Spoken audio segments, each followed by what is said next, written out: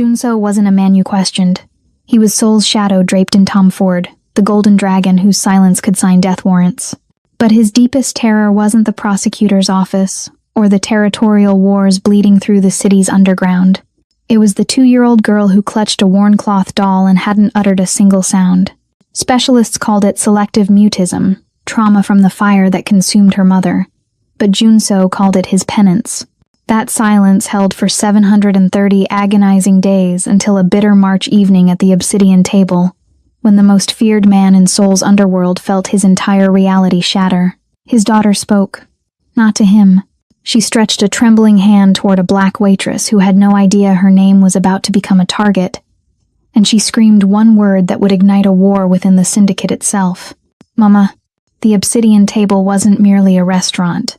It was a temple of power, an invitation-only sanctuary buried in Seoul's Gangnam district, where chaebols broke bread with criminals and discretion was the only currency that mattered. The lighting was deliberate low amber, casting long shadows. The tables were polished obsidian, black as secrets. This was where fortunes shifted hands between bites of Hanwoo beef and whispered negotiations. Courtney Baker smoothed her uniform in the cramped service corridor, her fingers betraying her despite the suffocating heat. She was 26 but carried the weariness of twice that, her body hollowed out by double shifts and a loss she couldn't articulate. 2 months into this position, and she still jumped when the kitchen doors burst open. The tips kept her grandmother's medication arriving on time. The anxiety kept her from sleeping. Baker, eyes down, snapped Minjun, the floor supervisor, a wiry man whose cologne couldn't disguise his nervousness. Table 9 just arrived. You don't initiate eye contact. You don't speak unless addressed directly. You don't even breathe audibly. Courtney frowned, adjusting a napkin on her tray. Who is it? The assemblyman again? Minjun's complexion went ashen. Worse, Goi Mryong. The entire kitchen froze. The sous chef's knife stopped mid-slice. Even the dishwasher's hands stilled in the gray water. Every soul in Seoul knew that name. Jumryong, the Golden Dragon Syndicate. They controlled shipping lanes, construction permits, politicians. Junseo owned the city's skeleton, widowed mysteriously, isolated completely, and infamous for leaving his adversaries unrecognizable. I'll take it, Courtney whispered, though every instinct begged her to flee. She needed the money. Her grandmother needed her. Nothing else mattered. She pushed through into the dining room. The usual hum of wealth and influence had dropped to a hushed tension.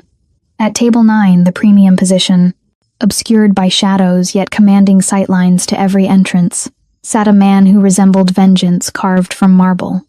Junso was 36, dressed in a suit so impeccably cut it functioned as armor. His hair was jet black, styled back to expose a face of brutal beauty. Ink crept up his neck like chains of violence loom visible even in the dim light. His eyes swept the space with predatory calculation, cold and methodical. A scar traced through his right eyebrow, evidence of a battle he'd clearly survived. But it wasn't the man who stole Courtney's breath. It was the child. Seated in a custom designer high chair beside him was a little girl, no more than 2. She had curls the shade of rich amber, wild and soft, framing a face of devastating solemnity. Her eyes were deep brown, impossibly aware, holding a sorrow that didn't belong in someone so small. She gripped a faded cloth doll against her chest, tiny knuckles white around its arm. The child wore a crimson velvet dress, exquisite and expensive, but she looked like a phantom. This was Gimi Hai, the silent heir. Whispers claimed she'd never spoken. Not since the house fire that killed her mother. Not since the night that shattered her world. Courtney approached the table, water carafe trembling in her grip. Good evening, sir, she managed, keeping her voice level despite her hammering pulse. Still or sparkling? Junseo didn't lift his gaze from the leather-bound menu. Sparkling, and warm milk for the child. Not hot warm. Of course. As Courtney leaned forward to pour water into his crystal glass, her wrist grazed the table's edge. A scent lifted from her skin unintended, barely there. Cocoa butter lotion, cheap jasmine soap from the corner store, the kind that cost 3,001 and smelled like perseverance. Junseo went rigid, his entire frame locked. He looked up, and his eyes, those merciless, calculating eyes, crashed into hers like a collision. For a heartbeat, Something flickered across his features. Recognition. Pain. A memory clawing toward the surface from some buried place. Then it vanished, replaced by Arctic indifference. "Be efficient," he commanded, his voice a blade wrapped in velvet. Courtney nodded and pivoted toward the child, forcing warmth into her exhausted expression. "And for you, sweetheart," she murmured, crouching slightly to meet the girl's gaze. "Let's get you something nice to drink." Mihai slowly raised her head. When the little girl's eyes locked with Courtney's, time fractured. Courtney felt it like a blade to the sternum, a jolt of electricity that tore through her ribcage and seized her lungs. It was a sensation she hadn't experienced in 2 years, not since the day she'd awakened in a sterile clinic room, sedated and destroyed, while a clinical voice informed her that her baby hadn't survived the surrogacy. That phantom ache in her womb, the one she'd buried beneath bills and exhaustion, erupted back to life with savage force. The child's lips parted. Her small body trembled. She released the cloth doll and it tumbled to the marble floor in agonizing slow motion. Then Mihai did something she had never done in 730 days of silence. She pointed. A tiny, shaking finger aimed directly at Courtney Baker's heart. And she screamed, "Mama!" The word detonated through the obsidian table like an explosive. Every conversation died. Every utensil froze mid-motion. Every head snapped toward table 9, where the most dangerous man in Seoul stared at his daughter in absolute, soul-destroying shock. Junso's chair scraped violently as he surged to his feet, his hand instinctively moving toward the weapon beneath his jacket. His eyes locked on Courtney with lethal intensity. And in that instant, she understood what it meant to be hunted. "Who are you?" His voice was death-whispered. "Who sent you?" Courtney couldn't speak, couldn't move, couldn't breathe because Mihai was reaching for her now. Small arms extended, tears streaming down her face as she screamed the word again and again. "Mama! Mama! Mama!" And somewhere deep in Courtney Baker's fractured heart, a truth she didn't yet comprehend began to claw its way toward the light. Welcome to Dora's Romance Stories. Before we dive into this tale of betrayal and redemption, comment down below where you're watching from and what time it is. Don't forget to like and subscribe to join the family. Courtney didn't remember being hauled through the kitchen. Didn't remember the service exit or the alley or the moment Junseo's hand clamped around her wrist like an iron manacle. What she remembered was the cold, the March wind slicing through her uniform as he forced her into the back of a black SUV that reeked of leather and cordite and something darker she couldn't identify. Mihai was wailing. High-pitched, desperate cries that scraped against Courtney's skull like shattered glass. The little girl thrashed in her car seat, face flushed and slick with tears, reaching toward Courtney with hands that trembled with desperate need. "Please," Courtney heard herself say, though her voice sounded distant, submerged. "Let me hold her. She's terrified." Junseo's jaw worked in the rearview mirror, his eyes black voids of fury. For a moment, she thought he'd refuse out of sheer cruelty. Then he jerked his head once a brutal nod of permission. Courtney's fingers fumbled with the buckle. The instant Mihai was free, the child launched herself into Courtney's arms, tiny fists clutching her uniform, face buried against her neck. The screaming stopped. Just like that. The silence that followed was so absolute it felt alive, pressing down on them, suffocating. Junso's knuckles went white on the steering wheel. Courtney watched him through the mirror, watched the muscle jump in his jaw, watched something like anguish flicker across his face before he buried it beneath stone. He was staring at them. At the way Mihai fit perfectly against Courtney's chest. The way the child's curls mingled with Courtney's dark hair. The way their skin tones blended like watercolors bleeding into each other. They looked like they belonged together. And that realization was making him murderous. Junso is acting out of fear and confusion. But kidnapping is never the answer. If you believe women should be listened to, not silenced, hit subscribe. Comment respect her if you stand with Courtney. The moment stretched like a wire pulled to breaking. Junseo stood frozen, his hand still hovering near his concealed weapon, his eyes boring into Courtney with an intensity that made her bones ache. Mihai's screams had transformed the entire restaurant into a pressure cooker. Every patron, every server, every corrupt politician, and laundered millionaire sat paralyzed, watching the Golden Dragon's world fracture in real time. Then Junseo moved. He snapped his fingers once. The sound cracked through the silence like a gunshot. Within seconds, men materialized from the shadows. They wore expensive suits that couldn't quite hide the violence coiled beneath. No words were exchanged. They didn't need them. One gestured sharply toward the main entrance. Another moved to the kitchen doors. A third positioned himself near the private dining rooms, his hand inside his jacket. "Clear it," Junseo said, his voice barely above a whisper, but it carried the weight of absolute authority. "Everyone out, now." Min-jun appeared at Courtney's side, his face slick with panic sweat. "Sir, we have the deputy minister in the—" Junseo's gaze cut to him. The floor supervisor's words died in his throat. He stumbled backward, nearly tripping over his own feet in his haste to comply. The evacuation was surgical, efficient, terrifying. Patrons were escorted out with firm politeness that barely masked the threat beneath. No one argued. No one demanded explanations.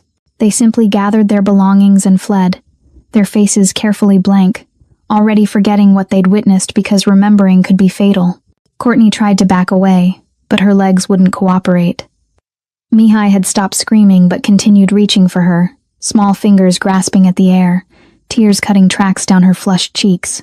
The child's face was a portrait of desperate longing that made something crack open inside Courtney's chest.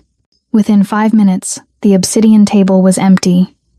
Just Courtney, Junseo, Mihai, and the silent sentinels positioned at every exit. Junseo lifted his daughter from the high chair with unexpected gentleness. Mihai immediately twisted in his arms, reaching toward Courtney, whimpering like a wounded animal. The sound was gut-wrenching, primal. "Stop," Junseo commanded, but the child didn't obey. She thrashed, her small fists pounding against his chest, her face contorting with anguish. He closed the distance between them in 3 strides. Up close, Courtney could see the details the shadows had hidden, the silver threading through his temples, the faint burn scars on his neck that the tattoos couldn't completely cover, the exhaustion carved into the corners of his eyes. He looked like a man who hadn't slept peacefully in years. "Look at her," Junseo said, his voice rough. "Look at my daughter and tell me you've never seen her before." Courtney forced herself to meet his gaze. "I've never seen her before tonight. I swear to God." "Don't." The word was sharp as a blade. "Don't invoke God in my presence. He abandoned this city a long time ago." He shifted Mihai in his arms, turning the child slightly so the amber light from the remaining candles caught her features. The resemblance hit Courtney like a physical blow. The curve of Mihai's nose, the shape of her eyes, the undertone of her skin that was neither fully Korean nor fully anything else, but a perfect blend that spoke of 2 worlds colliding. She looked at Courtney, then at Mihai, then back at Courtney. "No," she whispered, shaking her head. "No, that's impossible." "Is it?" Junseo stepped closer, crowding her space, using his height as a weapon. "My daughter has never spoken. Not since the night her mother died. Specialists, therapists, psychiatrists, they all said the same thing. Trauma-induced selective mutism. She might never speak again." His jaw clenched.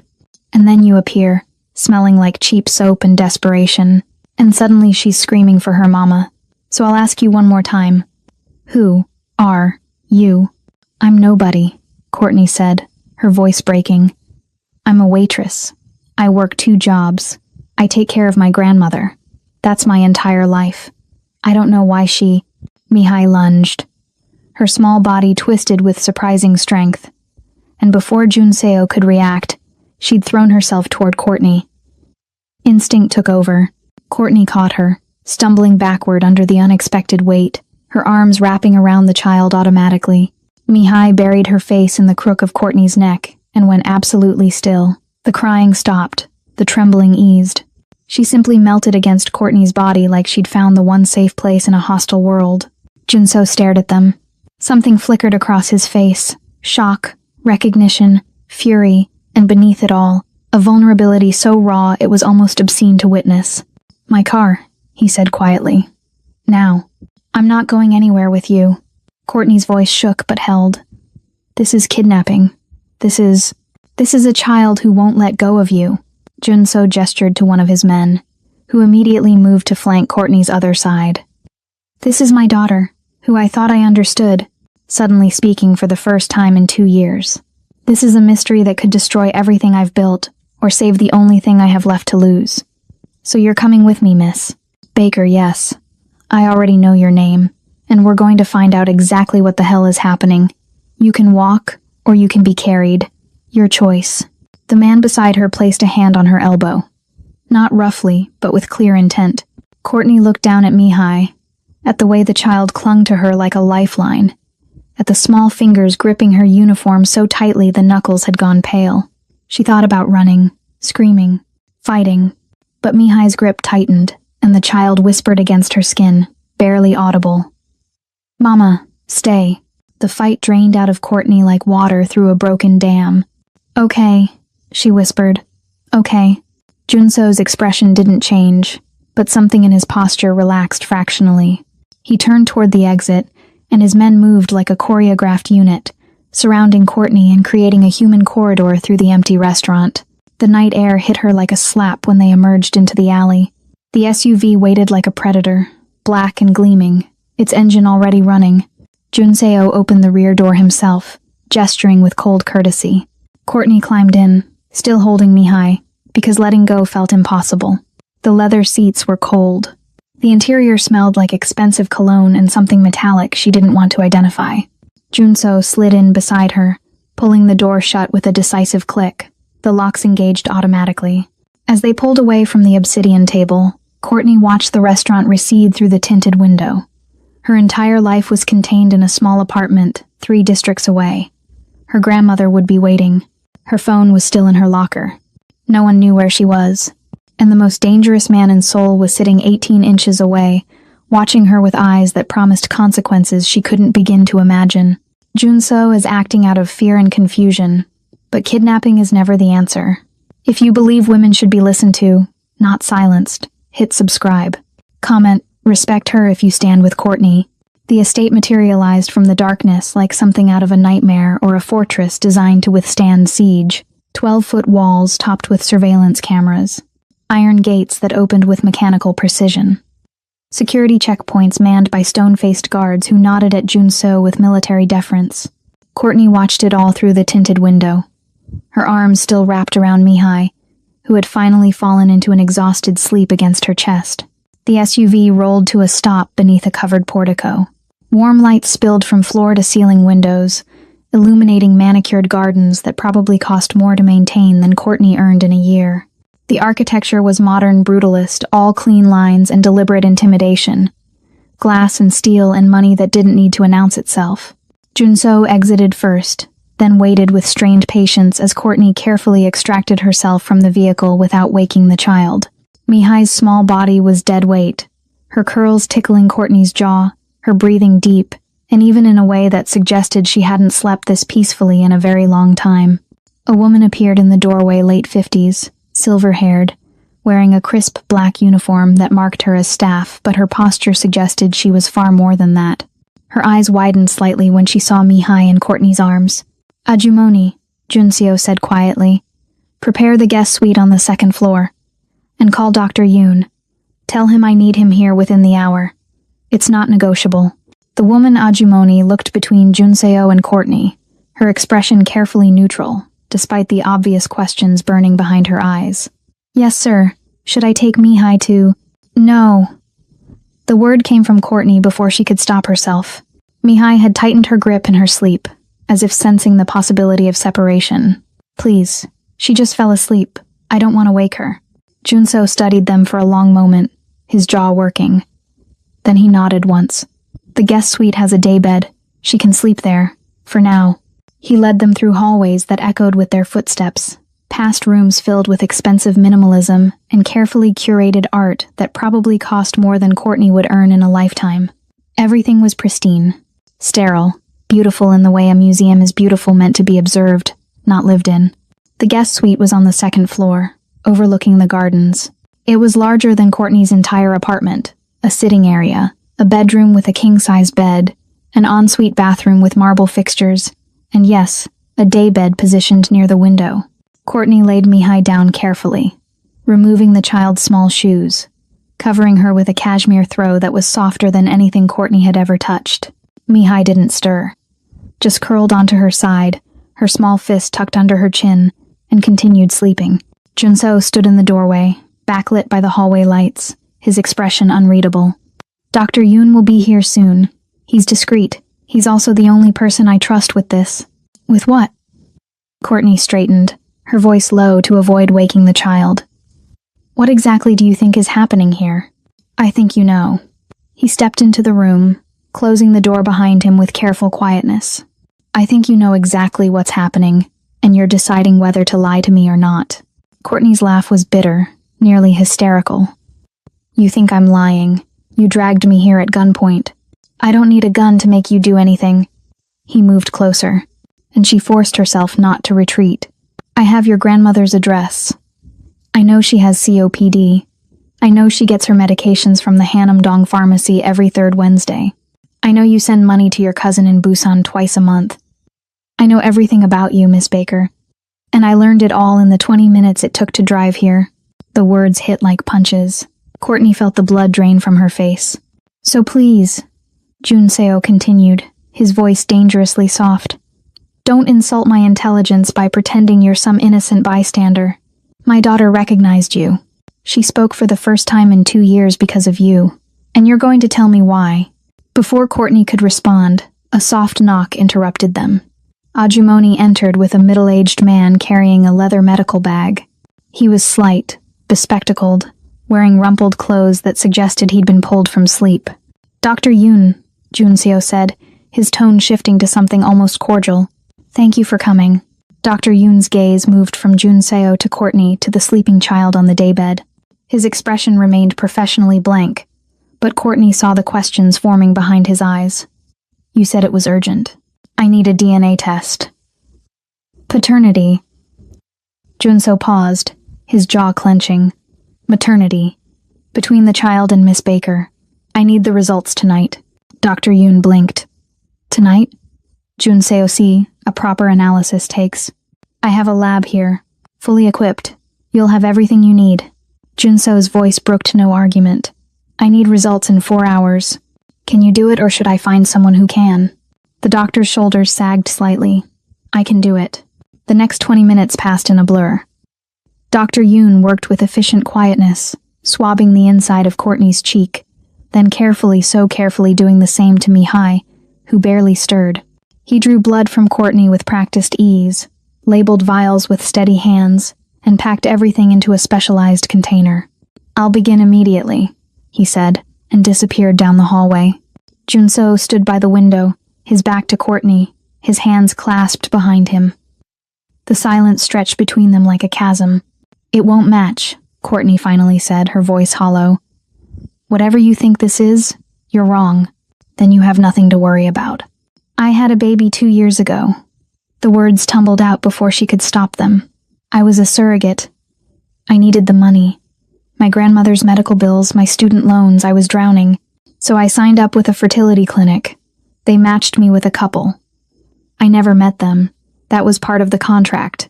Anonymous surrogacy. Junseo turned slowly, his expression unreadable. I carried that baby for 9 months, Courtney continued, her voice cracking. I felt every kick, every hiccup. I sang to her, I talked to her, and then, her breath hitched. Then something went wrong during delivery. They put me under. When I woke up, they told me the baby didn't make it. Stillborn. They told me it happens sometimes. They told me there was nothing anyone could have done. You believed them. Why wouldn't I? Tears burned her eyes. I was alone. I was scared. I signed papers. I took the final payment. And I tried to forget. Junseo crossed the room in 3 strides. He gripped her shoulders not roughly, but firmly enough that she couldn't look away. What was the name of the clinic? Seoul Fertility Institute. In Gangnam. Something flashed across his face. Recognition. Fury. My wife used that clinic. The words hung in the air between them, heavy with implications neither of them wanted to voice. 4 hours later, Dr. Yoon returned. His face was ashen. His hands trembled slightly as he held out a folder. Junseo took it, opened it, and read in silence.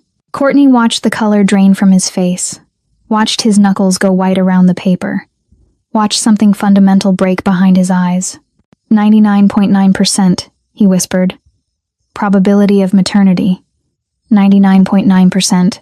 The folder slipped from his fingers, scattering papers across the floor. Courtney's legs gave out. She sank onto the edge of the bed, her entire body shaking. That's impossible. They told me she was dead. They told me. They lied. Junso's voice was hollow. Destroyed. My wife lied. The clinic lied. And my daughter. He looked at Mihai, still sleeping peacefully, unaware of the bomb that had just detonated through their lives. My daughter is your daughter. Courtney pressed her hands over her mouth, muffling the sob that tore from her throat. She's alive, she whispered. Oh God, she's alive. Dawn broke over Seoul like a wound, bleeding pale light across the city's skyline. Courtney hadn't slept. Neither had Junso. They'd spent the night in opposite corners of the guest suite, watching Mihai sleep, each drowning in their own private horror, while the DNA results sat on the table between them like evidence of a crime neither had committed but both had suffered. At 6 a.m., Junseo's phone buzzed. He answered without greeting, listened for 30 seconds, and ended the call with a single word. Bring him. Who? Courtney's voice was raw from crying, from rage, from exhaustion that went bone deep. Dr. Park Min-ho, the fertility specialist who handled my wife's case at Seoul Fertility Institute. Junseo's eyes were bloodshot but hard as granite. He's been on my payroll for 2 years. Insurance. I wanted to make sure certain medical records stayed buried. Turns out I was paying to keep my own secrets from myself. Courtney stood, her muscles protesting. You knew something was wrong. I suspected my wife had lied about the pregnancy. She disappeared for weeks, claimed she was on a wellness retreat, came back different, distant. His jaw clenched, but I thought she'd used a donor egg and didn't want me to know. I thought Mihai might not be biologically mine. I never imagined... He stopped, his throat working. I never imagined this. An hour later, they were in Junseo's study, a room that felt more like an interrogation chamber, with its steel desk, bare walls, and single overhead light that cast harsh shadows. Dr. Park was already there, seated in a chair that had been bolted to the floor, his wrists zip-tied behind his back. He was in his 50s, balding, wearing wrinkled pajamas beneath a hastily thrown-on coat. 2 of Junseo's men flanked the door, their faces impassive. Dr. Park's eyes widened when he saw Junseo, then went nearly white when he spotted Courtney behind him. No, the doctor whispered. No, this isn't. Shut up. Junseo circled him like a predator assessing prey. I'm going to ask you questions. You're going to answer truthfully. If I detect even the smallest lie, I'm going to let Miss Baker here break your fingers one by one. Do you understand? Courtney's stomach turned, but she forced herself to remain still, to look cold, to let the doctor believe she was capable of violence, even though her hands were shaking. Dr. Park nodded frantically. Yes, I understand. Junseo placed the DNA results on the desk where the doctor could see them. My daughter, Mihai, you were present at her birth. Yes. I supervised the surrogacy. It was standard procedure, I swear. Except it wasn't a surrogacy, was it? Junseo's voice dropped to something deadly quiet. Because the woman who carried my daughter wasn't told she was part of a surrogacy arrangement. She was told she was a surrogate for an anonymous couple. And then she was told her baby died. Dr. Park's face crumbled. Sweat beaded on his forehead despite the room's chill. It wasn't my idea. You have to understand. I was following orders. Whose orders? Courtney stepped forward, her voice cracking like a whip. Whose orders were you following when you told me my daughter was dead? When you made me sign papers while I was still sedated? When you stole 2 years of her life from me? The doctor flinched. Mrs. Han. Junseo C's wife. She came to me 3 years ago. She was desperate. Her family expected an heir. Junseo C's position in the syndicate required legitimate succession, but she couldn't. He swallowed hard. She couldn't conceive. Multiple miscarriages. Scarring. She was infertile.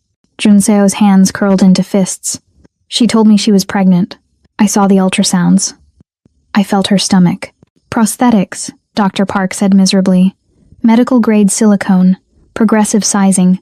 It's more common than you think. especially among women facing social pressure to produce children. She wore them for 7 months, told everyone she was carrying naturally, but she needed a real baby. Courtney's voice was hollow. So she found me. She wanted someone who looked different enough that the child wouldn't resemble you too closely, but similar enough that certain features could be explained away. Your egg, combined with Jun Cossi's sample that he'd provided earlier for fertility preservation. Doctor, Park wouldn't meet their eyes. The embryo was implanted in you. You were told it was for an anonymous couple. Standard gestational surrogacy contract. Everything legal on paper. Except the part where you told me my baby died. Courtney's vision blurred with rage. Except the part where you handed my living, breathing daughter to another woman and let me believe I'd failed her. Mrs. Han paid me 200 million won, Dr. Park whispered. She said it was the only way. That Jun Cossi would never accept a child that wasn't biologically his. That if you knew the truth, you'd fight for custody. She convinced me it was a victimless solution. You'd grieve and move on. The child would have a good life. Everyone would get what they needed. Junso moved so fast, Courtney barely saw it. His hand shot out, gripping Dr. Park's throat, lifting the smaller man partially out of the chair despite the restraints. My daughter didn't speak for 2 years. 2 years. Because somewhere in her infant brain, she knew something was wrong. She knew she'd been ripped away from the woman who carried her. Who do you think is the victim here? Dr. Park made choking sounds, his face turning purple. Junseo held him there for 5 eternal seconds before releasing him. The doctor collapsed back into the chair, gasping. There's more, Dr. Park wheezed. There's something else you need to know. Junseo's eyes narrowed. Speak. Your cousin. Taewook. He knew about the arrangement. Mrs. Han told him everything. She trusted him. Dr. Park's voice dropped to barely audible. He was furious. He said the child was impure. Mixed blood. That she would weaken the family's position in the syndicate. He wanted Mrs. Han to terminate the pregnancy, but she refused. Courtney felt ice flood her veins. What are you saying? I'm saying that when Mrs. Han died in that house fire 2 years ago, it might not have been an accident. Dr. Park's eyes filled with tears. Taewook visited my office 3 days before the fire. He asked me about the surrogacy records, about where the biological mother was.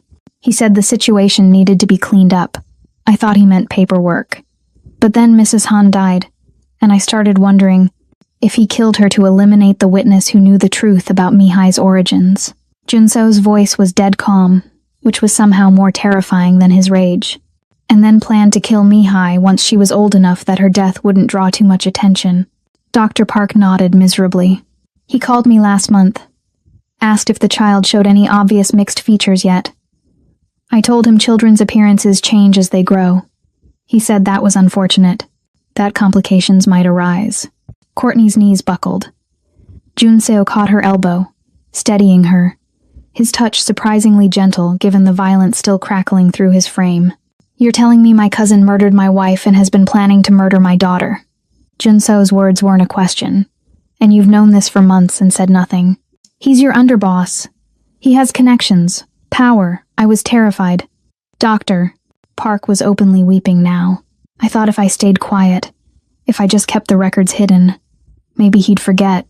Maybe you could keep collecting your hush money and pretend you weren't complicit in conspiracy to commit murder. Junseo released Courtney and turned to his men. Take him to the basement. I'll decide what to do with him later. As they dragged the sobbing doctor away, Courtney stared at Junseo. Your cousin wants to kill our daughter because she's mine. Because I'm black. Because he thinks that makes her less than human. Yes. Junseo's hands were shaking now, the first crack in his armor. And I've been letting him stand at my right hand, trusting him with syndicate operations, while he's been planning genocide under my own roof. The silence that followed was suffocating. Finally, Courtney spoke, her voice steel. What are you going to do? Junseo looked at her, and in his eyes, she saw something that made her breath catch. Not just rage or grief, but a terrible, crystallizing resolve. I'm going to protect her, he said simply. I'm going to protect both of you, whatever it takes. The doctor sold a baby for money and lied to a grieving mother. If this kind of corruption makes you sick, Smash that like button. Comment justice for Courtney to show you're watching. The morning sun filtered through the study's windows, harsh and unforgiving, illuminating the exhaustion carved into both their faces. Junso stood at the window overlooking his estate, his hands clasped behind his back in a posture that suggested military discipline barely containing volcanic rage. Courtney sat in the leather chair Dr. Park had occupied hours earlier, her body numb, her mind struggling to process the enormity of what they'd learned. "You can't go back to your apartment." Junso's voice cut through the silence without preamble. "Taewook will know about last night's incident at the restaurant within hours if he doesn't already. His network is extensive. The moment he realizes Mihai spoke to you, that you're still alive and in my custody, he'll move against you." Courtney's laugh was bitter. "So I'm a prisoner here. You're alive here." He turned to face her, and the rawness in his expression caught her off guard. This wasn't the cold Mafia boss from the restaurant. This was a man watching his entire world reconstruct itself in real time. "Out there, you're a loose end. A witness to a conspiracy that implicates one of the most powerful men in my organization. Taewook won't risk exposure. He'll eliminate you and make it look like an accident, just like he did with my wife." "Your wife?" Courtney's voice hardened. "The woman who stole my daughter and let me believe she was dead." "Yes." Junseo didn't flinch from the accusation. "She was desperate, cruel, and wrong, but she's also dead, and I can't punish a ghost. Taewook, however," his jaw clenched, "he's very much alive, and he's been operating in my shadow for 2 years, waiting for the right moment to finish what he started." Courtney stood, her legs unsteady. "So what? You're going to keep me locked in this fortress forever? What about my grandmother, my job, my life? Your grandmother will be moved here by this afternoon. I've already sent people to collect her and her medical equipment. She'll have round-the-clock care, better than anything that pharmacy in Hanamdong could provide." He said it matter-of-factly, as if relocating people against their will was a minor logistical detail. "As for your job, you're done at the Obsidian table. They've already been compensated for your abrupt departure and your silence." The casual way he'd rearranged her entire existence made fury spike through her exhaustion. "You can't just..." "I can, and I have. Because if I don't, you'll be dead by next week." He crossed the space between them, his presence overwhelming. "Taewook controls half the police force. He has connections in hospitals, morgues, government offices. If he wants you erased, you'll vanish so completely that even I won't be able to find your body." The blunt brutality of his words stole her breath. "Then what's your solution? Hide me here until he forgets I exist?" "He won't forget. Men like Taewook don't forget threats to their vision of purity." Junso's voice dropped lower, more deliberate. "But there is one way to make you untouchable. One way to give you status that even he can't circumvent without declaring open war against me." Courtney's heart hammered against her ribs. "What are you talking about?" "Marriage." The word hung between them like a grenade with the pin pulled. "You become my wife. Legally, publicly. Mihai's stepmother on paper, though we both know the truth. It gives you my name, my protection, my resources. Taewook can't touch you without committing treason against the family." The absurdity of it hit her like a physical blow. "You're insane." "I'm strategic." Junseo's eyes were unflinching. "I need to legitimize Mihai's position in the syndicate. Right now, she's my daughter. But with your arrival, questions will arise. Paternity tests can be demanded by rival factions. DNA evidence could be used against us. But if you're my wife, if we present a united front, the narrative becomes simple. Mihai is our daughter. Any suggestion otherwise becomes an insult to my entire household. You're asking me to marry you to protect a lie." Courtney's voice shook. "To pretend we're some happy family while your cousin plots to kill our daughter. I'm asking you to marry me to protect the truth." Junseo's hand shot out, gripping her wrist not roughly, but firmly enough that she couldn't pull away. "The truth is that Mihai is ours, yours and mine. The truth is that you carried her, birthed her, and had her stolen from you. The truth is that I've been raising her without knowing her mother was alive and grieving. This marriage corrects that injustice while keeping all 3 of us alive long enough to deal with Taewook." Courtney tried to wrench her arm free, but his grip held. "This is crazy. I don't even know you. You kidnapped me. You've controlled every aspect of my life in the last 12 hours. And I'm offering you agency now." He released her wrist but didn't step back. "Say no, and I'll still protect you. I'll hide you somewhere Taewook can't reach. But you'll never see Mihai again. Because I won't risk my daughter's life by allowing unsanctioned contact with a woman who has no legal claim to her. Say yes, and you become her mother in every way that matters. Legally, socially, you'll have power, protection, and most importantly, you'll have her." The choice wasn't really a choice at all, and they both knew it. Courtney thought of Mihai's small body curled against hers, the way the child had finally slept peacefully for the first time in years. She thought of 2 years of phantom aches and grief that had carved her hollow. She thought of what it would mean to walk away now, knowing her daughter was alive but forever out of reach. "If I agree," she said slowly, "this is a contract, not a real marriage. I'm doing this for Mihai, not for you. Understood?" Something flickered across Junso's face, relief, perhaps, or respect. "I have no romantic illusions about this arrangement. This is survival, protection, strategy. And when Taewook is dealt with, when the threat is gone, then we revisit the terms." Junso moved to his desk, unlocking a drawer with a key he wore on a chain around his neck. But that could take months, years. He's embedded deeply in the organization. Removing him will require precision and patience. He withdrew a small velvet box, aged and worn at the edges. When he opened it, Courtney's breath caught.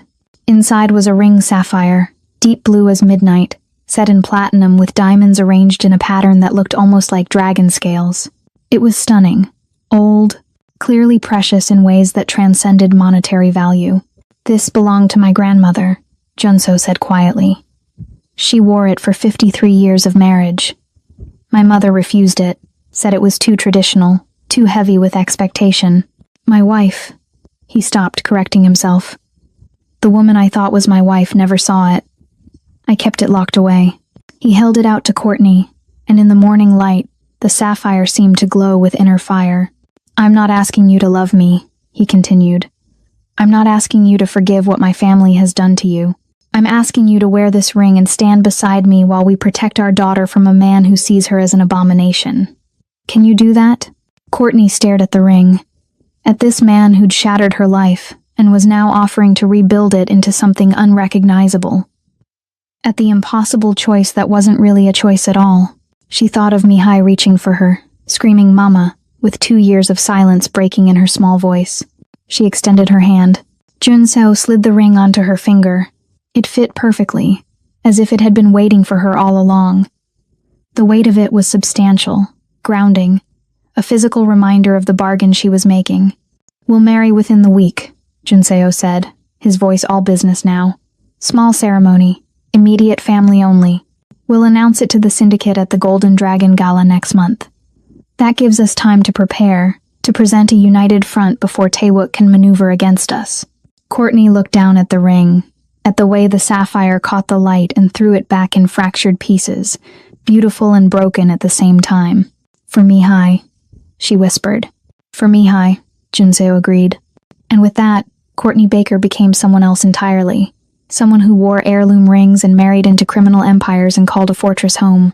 Someone whose daughter was finally, impossibly, within reach. Someone who had no idea how much blood would be spilled before this bargain reached its end. 3 weeks into their arrangement, the fortress began to feel less like a prison and more like a battleground where small victories were won in whispers and cautious touches. Courtney's grandmother had settled into the guest wing with surprising adaptability, her oxygen machine humming beside a window that overlooked gardens she claimed were too perfect to be real. Mihai had begun speaking in full sentences, hesitant at first, then with increasing confidence, as if making up for 2 years of silence all at once. And Courtney had learned to navigate the strange ecosystem of Junso's world, where armed men bowed when she passed and staff anticipated her needs before she voiced them. The sapphire ring on her finger had become both armor and anchor, a constant reminder of the role she was playing and the child she was playing it for. Tonight, she stood in her bedroom, no longer the guest suite, but a space adjacent to Junseo's own quarters. connected by a door that remained locked from both sides, struggling with the zipper of a midnight blue dress. The Golden Dragon Gala was tomorrow night, their public debut as husband and wife, the moment when Courtney Baker would officially become Courtney Han, stepmother to the syndicate heir, and paint a target on her back that no amount of sapphire could fully protect her from. The zipper caught halfway up her spine, the teeth snagging on fabric she couldn't see and couldn't reach.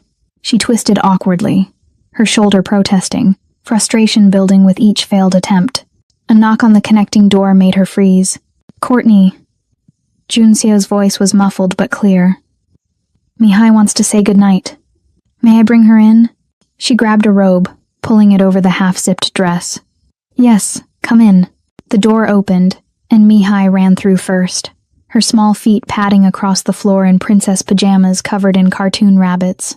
She'd grown comfortable with Courtney in a way that was both beautiful and heartbreaking. This child who'd been starved of maternal touch now sought it constantly, as if trying to store up affection against some future famine. "Mama, look!" Mihai held up a drawing, crayon marks in enthusiastic chaos. "I drawed our family. That's you, that's me, that's Appa, and that's great-grandmother with her special air machine." Courtney crouched down, her heart squeezing. The figures were barely recognizable stick people with wild hair and smiling faces, but Mihai had drawn them holding hands, connected in a chain that suggested safety, belonging. "It's beautiful, baby. Should we hang it on the fridge?" "Yes. And tomorrow you have to wear your pretty dress, and Appa has to wear his suit, and we all have to look like a real family." Mihai threw her arms around Courtney's neck, squeezing tight. "I'm so excited I might not sleep ever again." Junseo stood in the doorway, watching this exchange with an expression Courtney had learned to recognize, a softness he only allowed himself around his daughter, a vulnerability that vanished the moment anyone else entered the room. He was in casual clothes tonight, black shirt and dark slacks, his tattoos visible where the collar opened at his throat, dragon scales and Korean script that she'd glimpsed but never asked about. "You'll sleep," he said, his voice gentle in a way that still surprised Courtney. "Or Mama will be very disappointed tomorrow when you're too tired to dance with me at the gala." Mihai gasped. "We're going to dance?" "Every daughter gets one dance with her father. It's tradition." He held out his hand. "Come on, little dragon. Let's get you to bed before you vibrate through the floor." Mihai kissed Courtney's cheek with wet, enthusiastic affection, then took her father's hand. At the doorway, she turned back. "Mama, will you check on me after I'm asleep? Like real mamas do?" The question gutted Courtney. "Of course, baby. I'll check on you." After they left, Courtney stood there for a long moment, pressing her palm against her chest where the ache lived. This child who called her Mama. This child she'd carried and lost and found again. This impossible, miraculous child who was healing something in Courtney she hadn't known was broken. She turned back to the mirror, attempting the zipper again. It caught in the same spot, refusing to cooperate. She was seriously considering sleeping in the dress when another knock came. "It's me," Junseo's voice. "Mihai wanted me to tell you that she loves you and that you're the best mama in the whole world and possibly the universe." Despite everything, Courtney smiled. "Tell her the feeling is mutual." A pause. The connecting door. "May I?" She hesitated, then wrapped the robe tighter. "Yes." He entered, and in the low lighting of her bedroom, he looked different. Less like the golden dragon, and more like a man carrying exhaustion in the set of his shoulders. His hair was slightly mussed, as if Mihai had been playing with it during the bedtime routine. "She's asleep," he said. "Finally." She asked me 17 questions about tomorrow night, what the gala looks like, who will be there, whether you'll still be her mama after everyone sees you. His jaw tightened. I told her nothing could change that. I hope I didn't overstep. "You didn't." Courtney's throat felt tight. She needs that certainty, especially with Taewook. She stopped. They didn't speak his name around Mihai, as if saying it might summon him. "Especially tomorrow," Junseo finished. "He'll be there, watching, calculating. We need to be flawless." "I know." She gestured helplessly at her dress. "Which is why it's very inconvenient that I can't get this zipper up. I've been fighting with it for 20 minutes. Something shifted in Junseo's expression. "Turn around." "What?" "Turn around. I'll help." Courtney's pulse kicked up for reasons she didn't want to examine. She turned, letting the robe slip off her shoulders, exposing her bare back and the half-zipped dress. The air felt suddenly charged, intimate in a way their arrangement had carefully avoided. Junseo's fingers found the zipper. His touch was surprisingly gentle as he worked the caught fabric free, his knuckles brushing against her spine. "You have a scar here," he said quietly. "A surgical scar." Courtney's breath hitched. "From the C-section. When I delivered Mihai, it didn't heal well. The clinic said it was normal, but..." She swallowed hard. "It's a reminder of everything they took from me." His fingers stilled. For a moment, neither of them moved. Then he drew the zipper up slowly, his touch lingering longer than necessary. When he finished, his hands remained on her shoulders, warm through the thin fabric. "Turn around," he said again, his voice rougher now. She did. They were inches apart, close enough that she could see the faint scar through his eyebrow, the shadow of exhaustion beneath his eyes, the way his throat moved when he swallowed. "I have scars too," Junseo said. He unbuttoned his shirt slowly, deliberately, revealing the full expanse of his tattoos, the dragon that coiled from his chest to his shoulder, the script that ran along his ribs, and beneath the ink, puckered burns that twisted the skin into uneven patterns. "From the fire that killed my wife. I tried to save her. I failed." Courtney's hand moved before she could stop it, her fingers tracing the edge of one burned scar. "Did you love her?" "I thought I did. But now I wonder if I loved the idea of her more than the reality." His eyes met hers, and the intensity there made her breath catch. "She lied to me about the most fundamental thing our daughter's existence. And I never saw it. I never questioned. I accepted the fiction because it was easier than facing the truth." "What truth?" "That I was alone in that marriage. That she married me for status and security, and I married her for..." He stopped, his jaw clenching. For the same reasons, probably. Love had nothing to do with it. Courtney's hand was still on his chest, feeling the steady beat of his heart beneath scarred skin and ink. "Is that what this is? Another marriage without love? I don't know what this is." Junseo's hand came up, covering hers, pressing it more firmly against his chest. "I know I watch you with Mihai, and I see something I've never seen before. Patience, gentleness, real love, not the performance of it. And I know that when I think about Taewook harming either of you, I feel something that goes beyond strategy or obligation." "What do you feel?" Her voice was barely a whisper. "Rage, terror, something that looks dangerously close to..." He stopped himself, his thumb brushing over her knuckles. "Something I'm not ready to name." They were so close now that Courtney could feel the heat radiating off him. His eyes dropped to her mouth. Her breath caught. The space between them felt charged, electric, like standing at the edge of a cliff and feeling the pull of gravity. Junseo leaned in. Courtney's eyes fluttered closed. Their lips were a breath apart.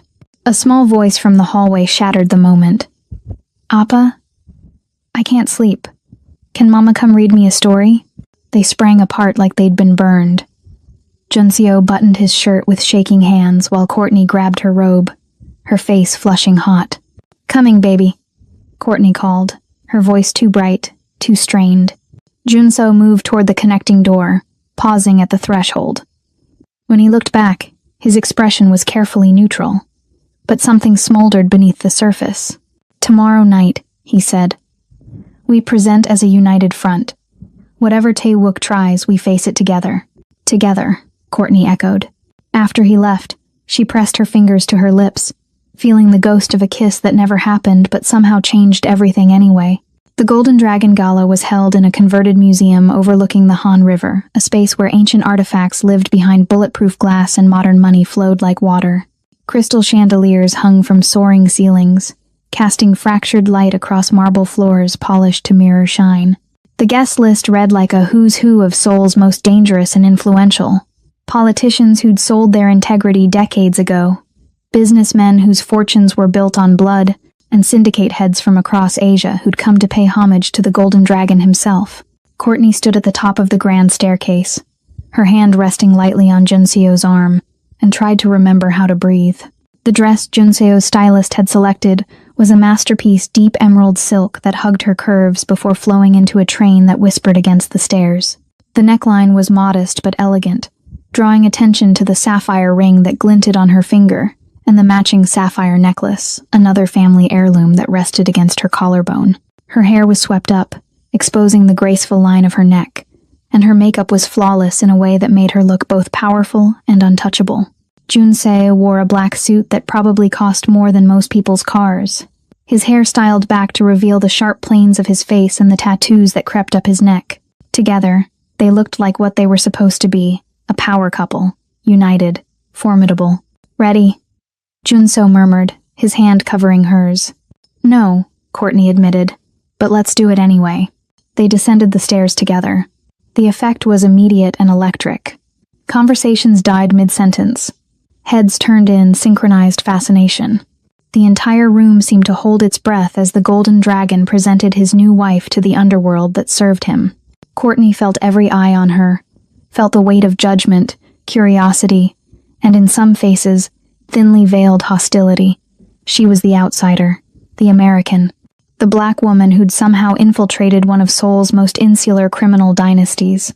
She could read the questions in their stares. Who was she? Where had she come from? What did she want? At the base of the stairs, Junseo turned to her, his expression softening in a way that was just visible enough to be noticed but subtle enough to maintain his reputation. "You're stunning," he said, loud enough for nearby guests to hear. "Every person in this room wishes they were me right now." It was performance, carefully choreographed, but the way his eyes lingered on her face suggested something beneath the script. Courtney smiled, letting herself lean into him slightly, playing her part. "Then let's give them something to talk about." The next hour was a blur of introductions and careful conversations. Junseo kept her close, his hand never leaving the small of her back, a gesture that was both possessive and protective. He introduced her as "my wife Courtney," with a finality that discouraged questions about how they'd met or how long they'd known each other. Most people had the sense to accept the narrative without probing. Those who didn't received a look from Junseo that made them remember exactly who they were dealing with. Courtney played her role flawlessly. She smiled at the right moments, laughed at unfunny jokes, and deflected invasive questions with practiced grace. She was charming but not too familiar, confident but not threatening. She was exactly what Junseo needed her to be, a partner who enhanced his position rather than undermined it. And then Taewook found them. He emerged from the crowd like a shark cutting through water, tall, elegant, wearing a suit of charcoal gray that made his smile look even colder.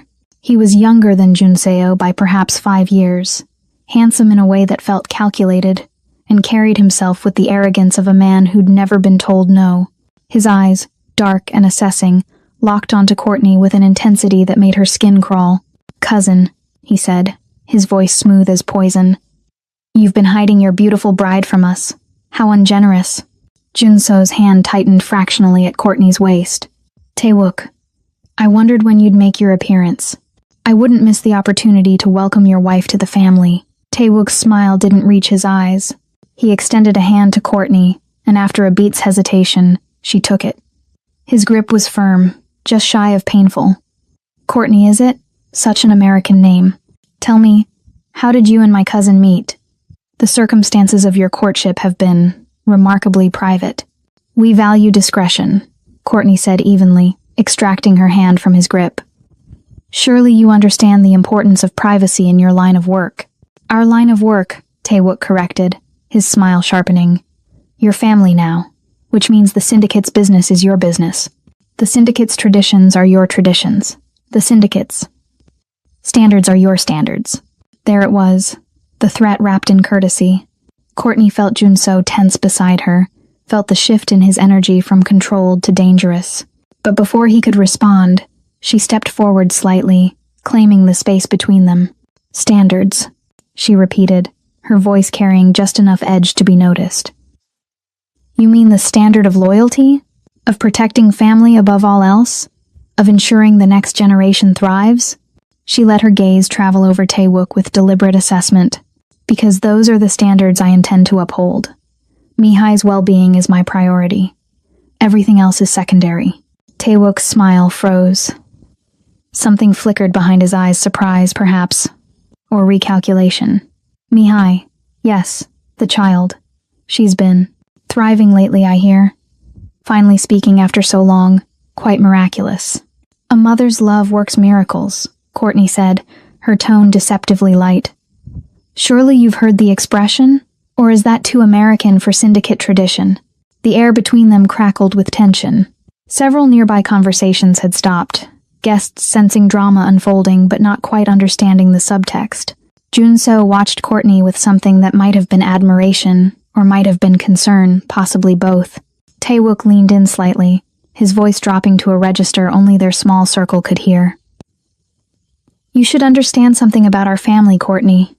We value purity, lineage, the strength that comes from undiluted bloodlines passed down through generations.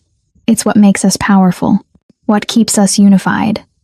His eyes traveled over her deliberately, making his meaning unmistakable.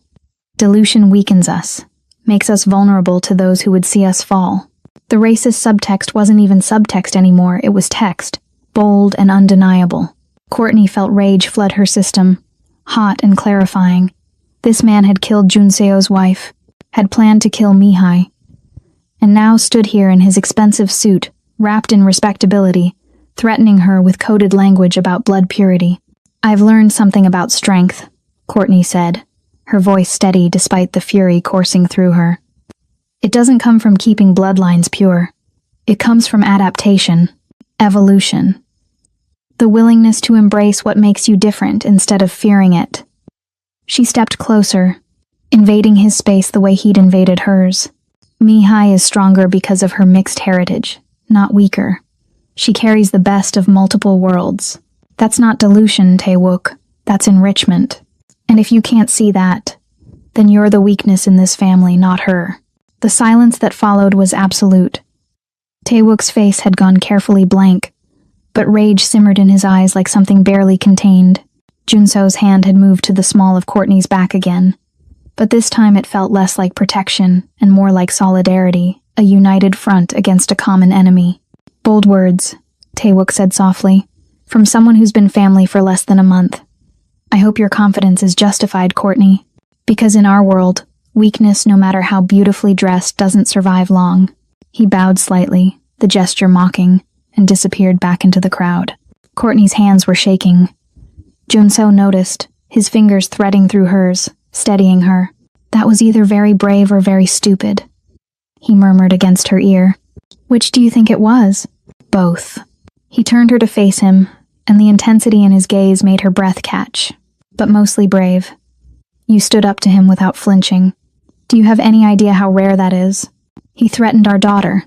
What was I supposed to do? Smile and nod? Most people would have. Junseo's thumb brushed over her knuckles. You're not most people. Before Courtney could respond, the music shifted a waltz. Slow and elegant. Junseo led her onto the dance floor, pulling her into his arms with practiced ease. They moved together, and despite everything, despite the danger and the lies and the arrangement that had brought them here, it felt natural. Like they'd been dancing together for years instead of weeks. He's going to move against us soon, Junso said quietly, his lips near her ear. Tonight accelerated his timeline. He knows you're not going to be intimidated. Good, Courtney said fiercely. Let him come. Junso pulled back slightly, studying her face. You've changed. 3 weeks ago you were terrified. Now you're ready to go to war. 3 weeks ago, I didn't know my daughter was alive. Now I do, and I will burn this entire city down before I let him touch her. Something shifted in Junseo's expression, respect, attraction, something deeper that neither of them was ready to name. Then we burn it together, he said. As they danced, Courtney caught sight of Taewook watching from the balcony, his face a mask of cold calculation. She met his stare without flinching, her hand tight in Junseo's, and silently declared war. Taewook judges people based on their race and bloodlines. If you believe love is thicker than blood, hit subscribe. Comment, love wins, if you're rooting for this family. The toast came at midnight, as tradition demanded. Junso stood at the center of the ballroom, Courtney at his side, while servers distributed crystal flutes of champagne that probably cost more per bottle than most people earned in a month. The crowd had gathered in a semicircle. Faces flushed with expensive alcohol and the vicarious thrill of proximity to power. This was the moment when the Golden Dragon would officially acknowledge his new wife, cementing her position in the hierarchy that governed Seoul's underworld. Junso raised his glass, the crystal catching light and throwing it back in fractured rainbows. "To family," he began, his voice carrying across the space with practiced authority. "To loyalty. To the bonds that define us and the legacy we protect. My wife." The lights died. Not gradually, not with the flicker of electrical failure, but instantly, as if someone had thrown a switch and plunged 300 people into absolute darkness. The kind of darkness that disoriented, that made the massive ballroom feel suddenly claustrophobic despite its soaring ceilings. For a heartbeat, there was stunned silence. Then chaos erupted. Screams pierced the blackness. Glass shattered as champagne flutes hit marble floors. Bodies collided in panic, guests stumbling over chairs and each other in their desperation to find exits they could no longer see. Emergency lighting should have kicked in immediately. The museum's backup systems were state-of-the-art, but nothing came.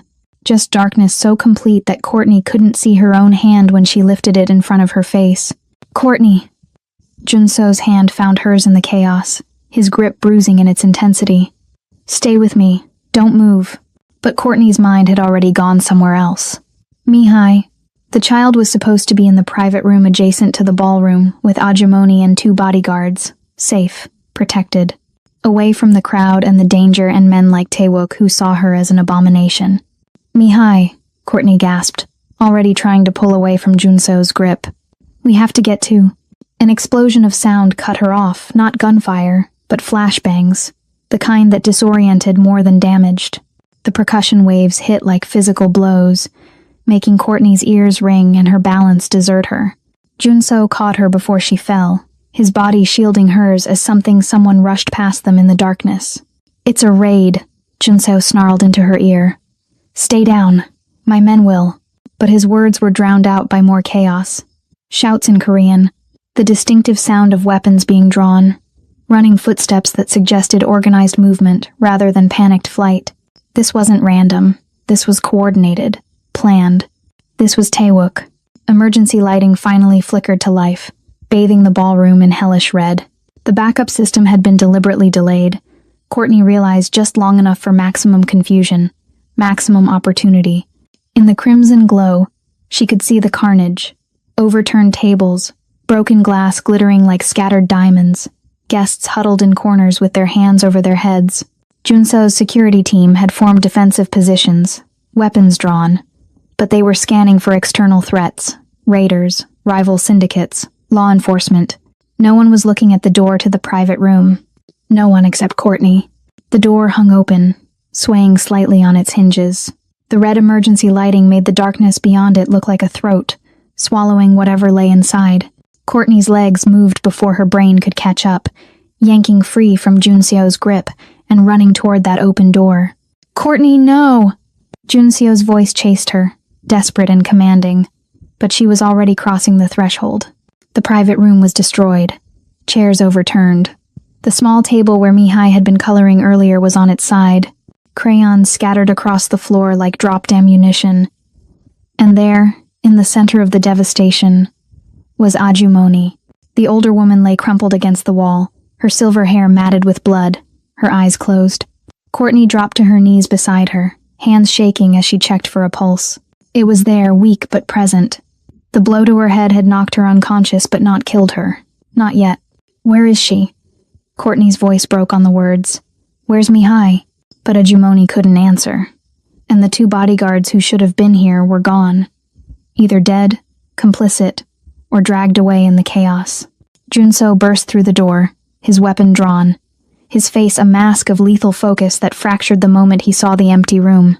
No, no, no, no. Courtney stood on trembling legs, her gaze sweeping the destruction for any clue, any sign of where they'd taken her daughter. That's when she saw it partially hidden beneath an overturned chair, small and familiar and devastating in its innocence. Mihai's cloth doll. The worn rabbit she'd carried since she was an infant, the one she never slept without, the one that smelled like lavender soap in childhood and safety. Courtney picked it up with shaking hands. The fabric was damp. In the red emergency lighting, It took her a moment to process what she was seeing.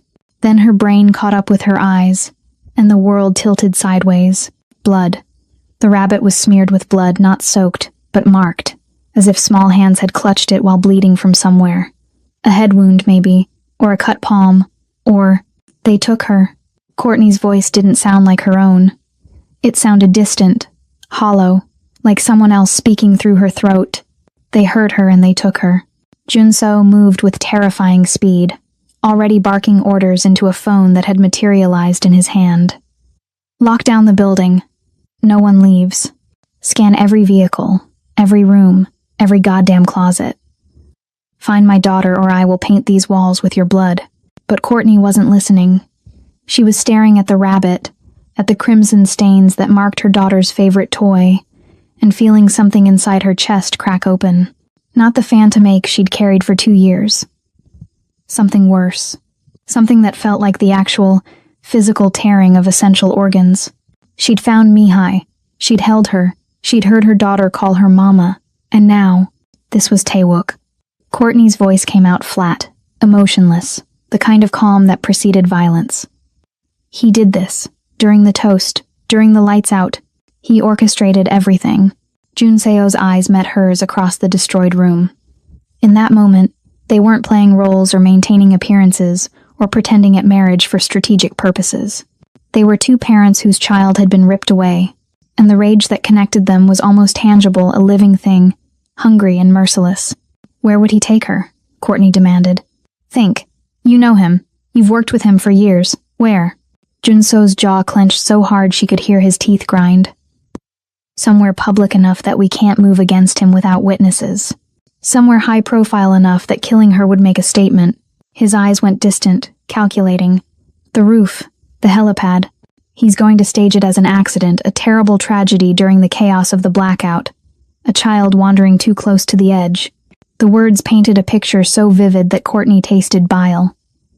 She clutched the blood-smeared rabbit against her chest and felt something fundamental shift inside her.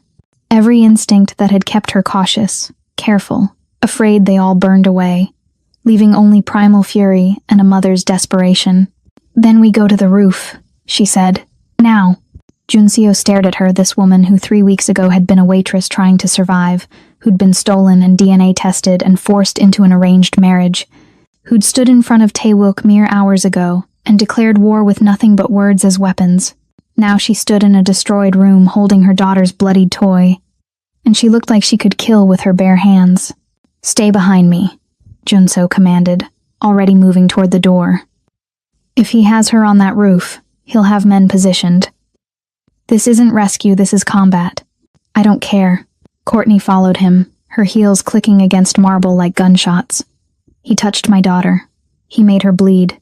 I don't care if there's an army between us and her, I'm getting her back.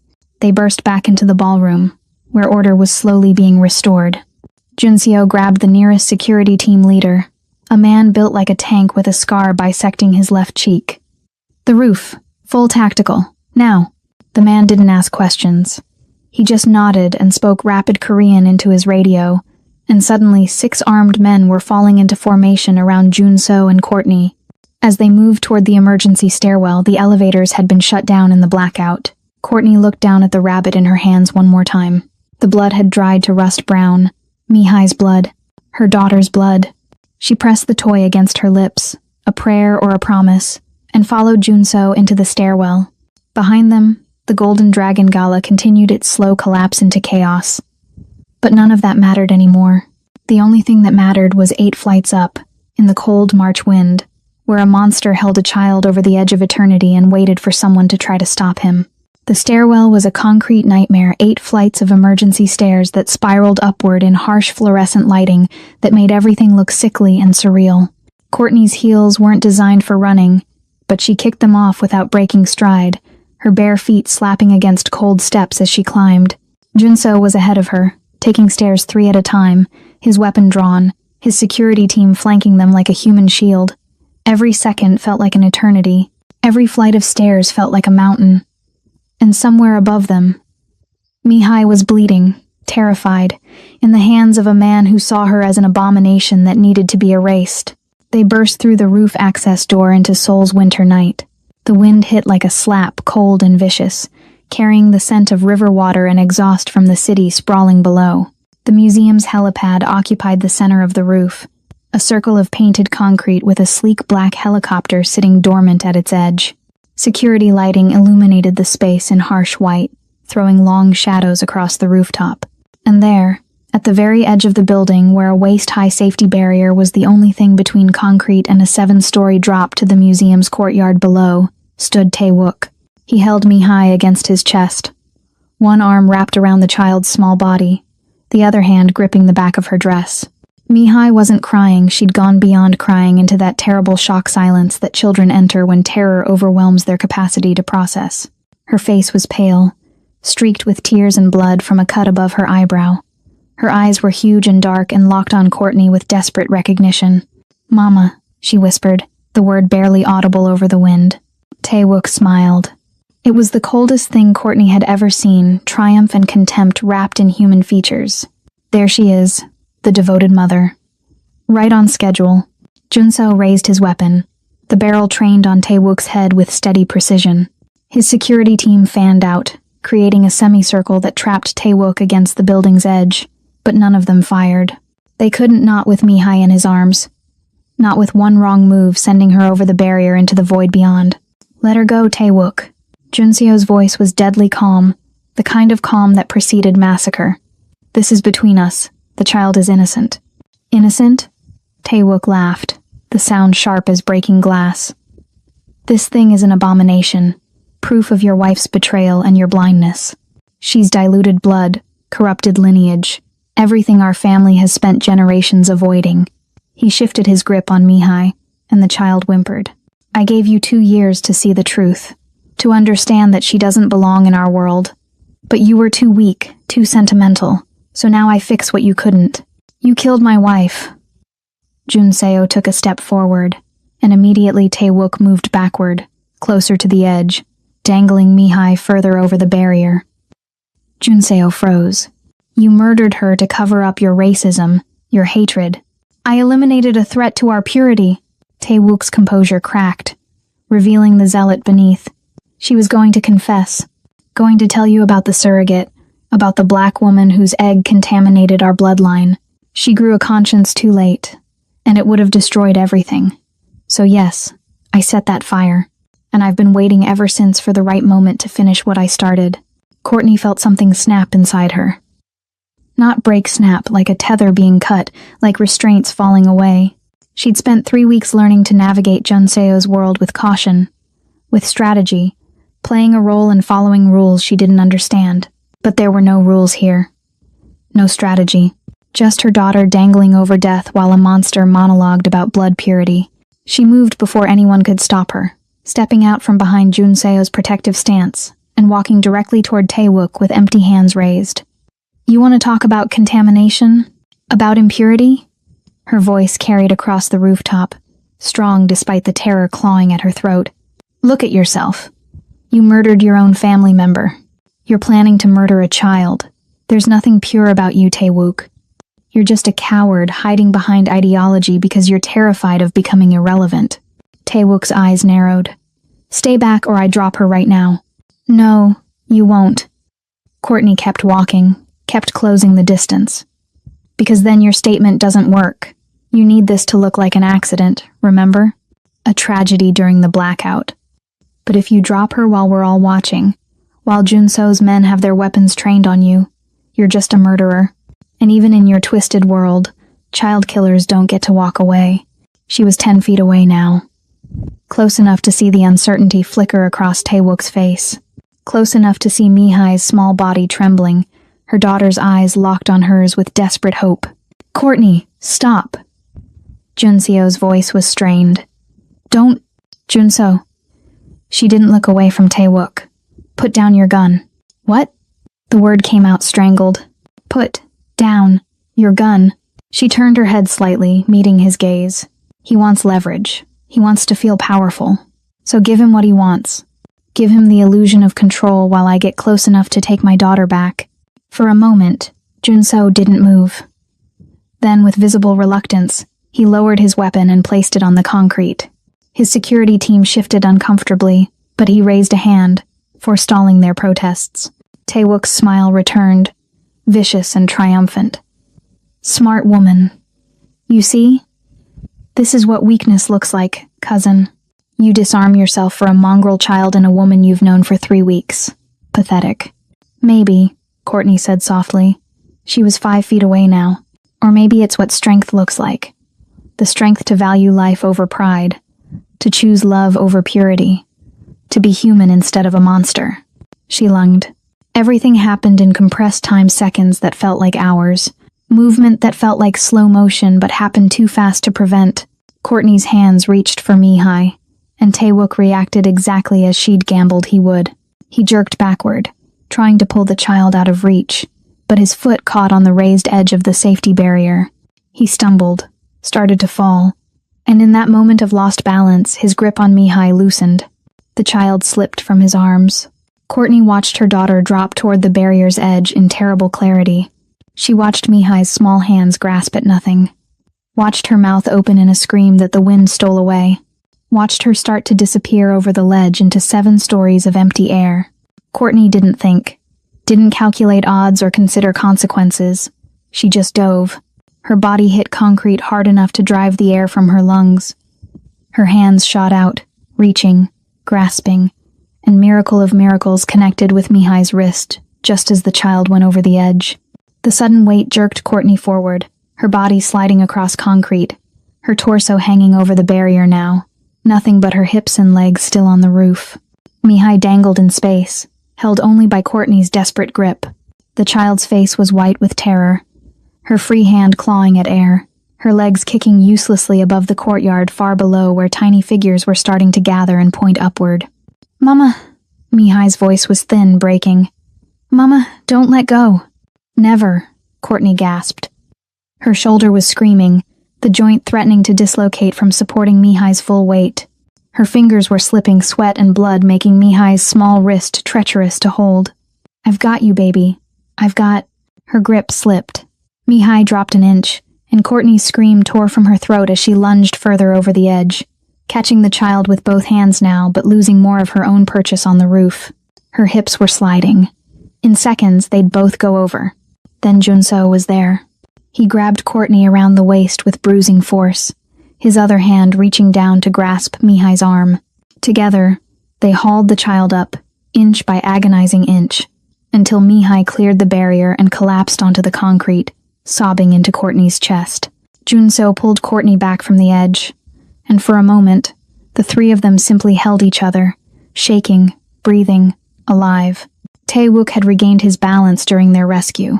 He stood 5 feet away, calculating, his eyes darting between Junseo's security team and the roof access door, searching for an escape that didn't exist. It's over, Junseo said, standing slowly, placing himself between Taewook and his family. You failed. Mihai is safe. And now every person in that building knows you tried to murder a child. She's not a child, Taewook spat. She's a mistake. A stain that... She's my daughter. Junseo's voice was quiet. Final. And you touched her.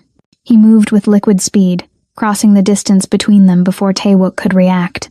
His hand shot out, gripping Taewook's collar, and he dragged his cousin toward the edge of the roof. Taewook struggled, but Junseo was beyond rage now. He was something colder, more deliberate. You wanted to talk about purity? Junseo said conversationally, holding Taewook at the barrier's edge. Let me tell you what's pure, the love I have for my daughter, the fury I feel when someone threatens her. This... He shoved Taewook back, releasing him. Taewook teetered on the edge, arms windmilling, his face twisted with terror, the same terror he'd inflicted on a 2-year-old child. Junseo's foot came up, one precise kick to the center of Taewook's chest, and the man who'd called Mihai an abomination fell screaming into the soul night. Courtney risked everything to save her daughter. That is a mother's love. If you were on the edge of your seat, hit that like button. Comment Supermom for Courtney. 3 days after Taewook's body was scraped off the museum courtyard, Courtney sat in Junseo's private study while he cleaned the cuts on her palms with careful precision. Her hands were a mess rope burns from where she'd gripped the barrier's edge, deep abrasions where concrete had torn skin, bruises blooming purple and green across her knuckles. They hurt less than they should have, probably because her body was still flooded with adrenaline that hadn't fully dissipated, still braced for threats that no longer existed. The official story had been crafted with surgical precision. Tae-wook, distraught over recent syndicate conflicts, had suffered a mental breakdown during the gala's blackout. He'd taken Mi-hai to the roof in a confused state, and when confronted, had tragically fallen while struggling with security. Witnesses had been paid or persuaded. Police reports had been filed and filed away. The medical examiner's verdict was suicide while the balance of mind was disturbed. No charges filed. Case closed. Seoul's underworld knew better, of course.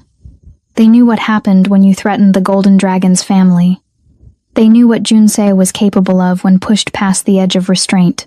And they knew that the new Mrs. Han, the American, the outsider, the woman who dove over a building's edge to save her daughter, was not to be underestimated. Mi-hai was asleep upstairs. Finally, after 2 days of nightmares and clinging that neither Courtney nor Junseo had discouraged. The cut above her eyebrow had required 3 stitches, administered by Dr. Yoon in the estate's medical suite while Courtney held her and sang lullabies in a voice that kept breaking. The physical wound would heal cleanly. The psychological ones would take longer. But the child psychologist Junseo had flown in from Tokyo, said Mi-hai's prognosis was good. She was talking now, really talking, in full sentences and questions and observations that tumbled out like she was making up for lost time. She was asking about her mother who died, about the woman who was her mama now, about why some people were mean and whether the bad man was really gone forever. Junseo had answered with more honesty than Courtney expected. Yes, the bad man was gone. No, he couldn't hurt anyone anymore. And yes, sometimes people were mean because they were scared of things they didn't understand. But that was their weakness, not yours. Now, in the quiet of the study, with the city lights glittering through floor-to-ceiling windows, Junseo wrapped Courtney's right hand in white gauze with the careful attention of someone performing a sacred ritual.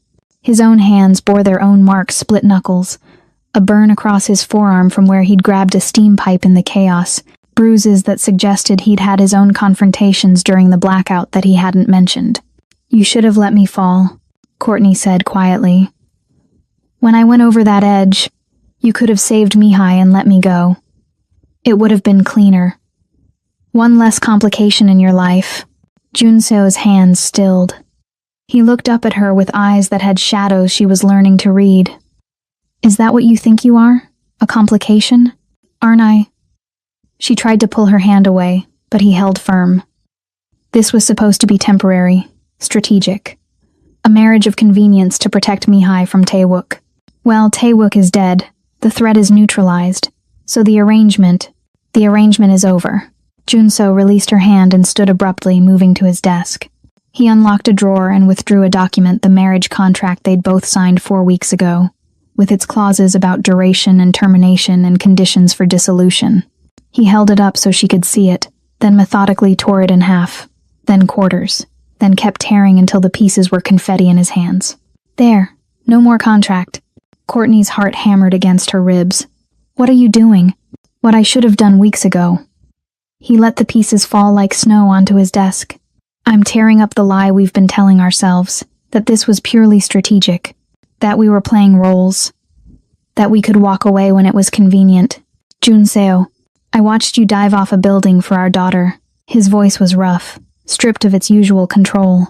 "I watched you confront Tae-wook with nothing but words as weapons.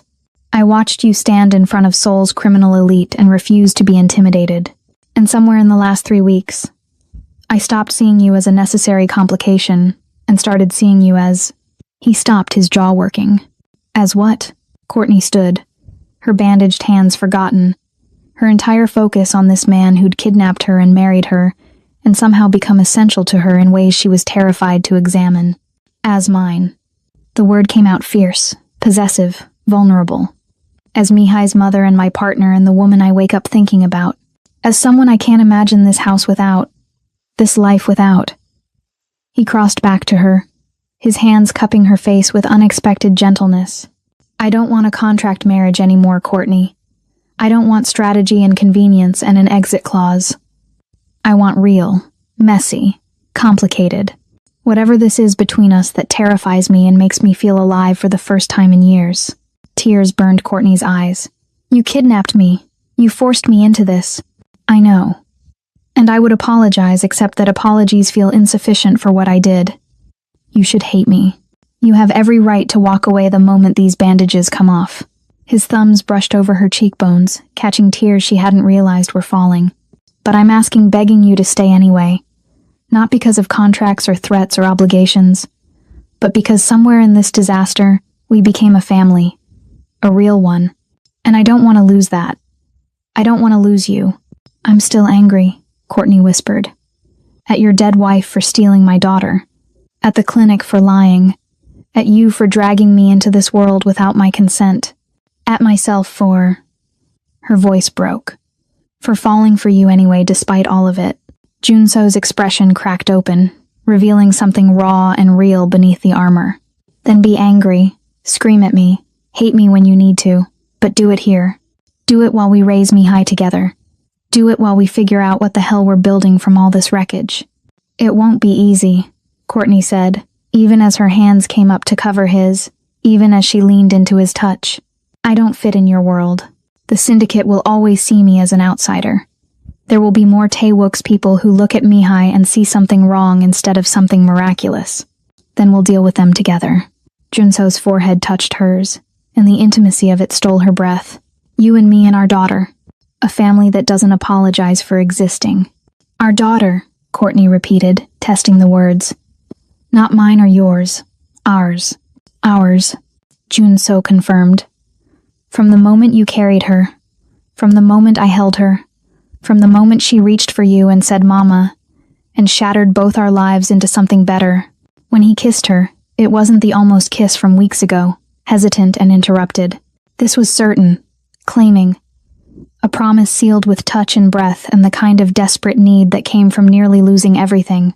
Courtney kissed him back with equal ferocity, pouring 2 years of grief and 3 weeks of terror, and a lifetime's worth of longing into the connection between them. When they finally broke apart, both breathing hard, Junseo smiled a real smile. Not the cold calculation he showed the world, but something genuine and almost boyish. Stay, he said simply. Please. I'm staying, Courtney whispered. Not because you asked, because I choose to. For Mihai, for us, for whatever we're becoming. The next morning, Courtney woke to sunlight streaming through windows she'd left uncurtained and the sound of laughter from downstairs. She found Junso in the kitchen, actually in the kitchen, not the formal dining room, wearing sweatpants and a t-shirt that made him look almost normal, almost like someone who didn't run a criminal empire. He was making pancakes with comical incompetence while Mihai sat on the counter, offering unhelpful advice and stealing chocolate chips from the bowl. Appa, you're supposed to flip it when it bubbles. See? Bubbles. Mihai pointed with her small bandaged finger, the stitches above her eyebrow hidden beneath a cartoon bandage she'd insisted on. Mama makes much better pancakes. She lets me put faces on them with the chocolate. Traitor, Junso said, but he was smiling. I'm trying my best here. Your best is burning, Courtney said from the doorway, and both of them turned to look at her, her daughter, and her husband, her impossible family that had been stolen and found and fought for. Mihai's face lit up like sunrise. Mama, come fix Appa's pancakes, he needs help. Courtney crossed the kitchen and slipped into the space beside Junso, fitting against his side like she'd always belonged there. She took the spatula from his hands and salvaged the burning pancake while Mihai provided running commentary, and Junso pressed a kiss to her temple that felt like coming home. They ate breakfast at the kitchen island, the three of them, while Mihai chattered about her dreams and asked if they could get a puppy, and announced that she wanted to be a doctor when she grew up so she could help people like Dr. Yoon helped her. Junso listened with the same intensity he brought to syndicate negotiations. And Courtney felt something settle in her chest, not the phantom ache she'd carried for 2 years, but its opposite. Fullness. Completion. The sense that after years of being fractured, she'd finally become whole. I love you, Mama, Mihai said suddenly, chocolate smeared across her chin. And I love you, Appa. And I love our family. Even when it's messy. Especially when it's messy, Junso corrected gently. Courtney looked at them, at the man who'd become her partner, at the daughter she'd never stopped grieving, and felt tears blur her vision for the 100th time in 3 days. But these were different tears. Not grief or terror or rage, but something simpler. Joy. "I love you too," she whispered. "Both of you. So much it scares me." "Good," Junseo said, his hand finding hers under the table, his thumb brushing over the sapphire ring she'd never taken off. "Fear means it matters. Means we're fighting for something real." And as morning light filled the kitchen, and Mihai asked for seconds, and Junseo attempted to pour orange juice with disastrous results, Courtney realized that this chaotic, imperfect, hard-won family was exactly what she'd been searching for all along. Not the fantasy of what family should be, but the reality of what it could become when people chose each other despite impossible odds. They were scarred and messy and built from wreckage, but they were real, and they were hers.